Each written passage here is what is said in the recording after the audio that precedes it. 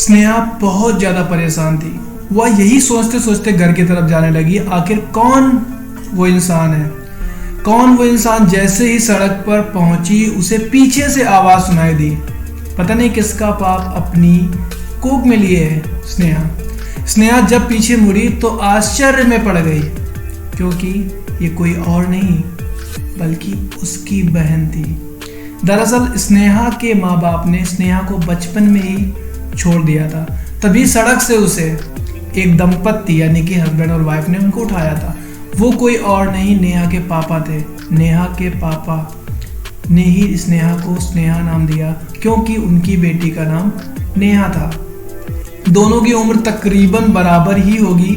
नेहा स्नेहा को बिल्कुल भी पसंद नहीं करती थी, क्योंकि स्नेहा के आने के बाद उसके मम्मी पापा का प्यार दो हिस्सों में बढ़ गया था, जिसकी वजह से स्नेहा से नफरत करती थी।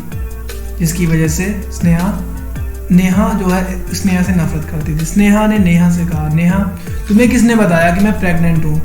नेहा ने कहा, सिर्फ मुझे ही नहीं सारे शहर को पता है कि तुम बिना शादी किए ही किसी के बच्चे की माँ बनने जा रही हो। अब तो तुम मेरे सामने खड़े होने के काबिल भी नहीं हो। ये कहते हुए नेहा ने स्नेहा को हल्का सा धक्का मारा और चली गई। दरअसल स्नेहा मॉडल बनना चाहती थी, जिसके लिए उसने कई सारे छोटे छोटे ऐड किए थे।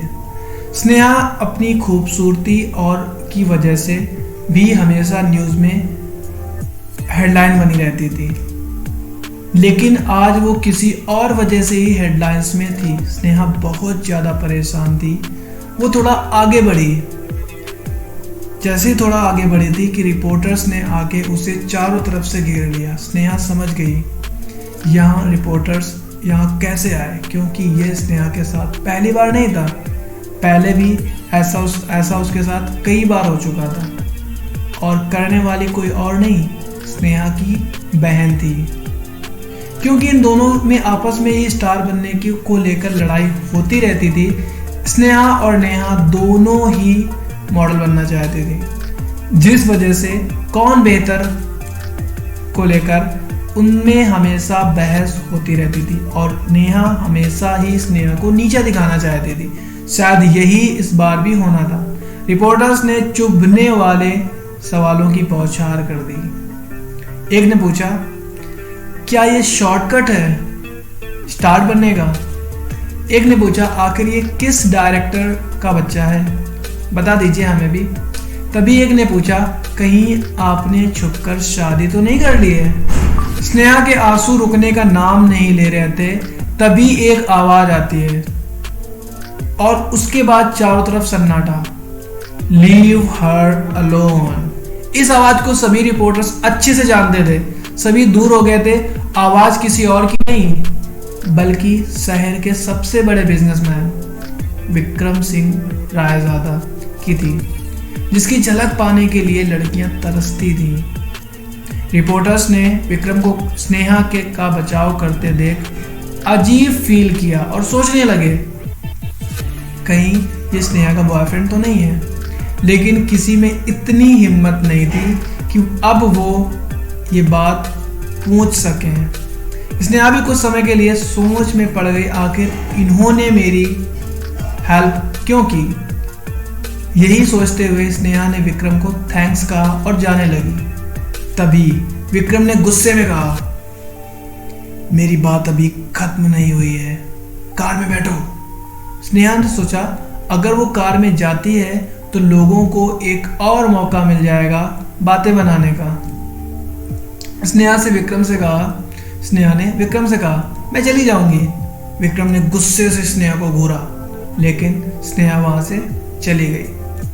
विक्रम ने अपने बॉडीगार्ड से स्नेहा के पीछे जाने को कहा और बोला, स्नेहा को सही सलामत घर तक छोड़ कर आओ। विक्रम कहीं ना कहीं जानता था रिपोर्टर्स स्नेहा को फिर से परेशान कर सकते हैं।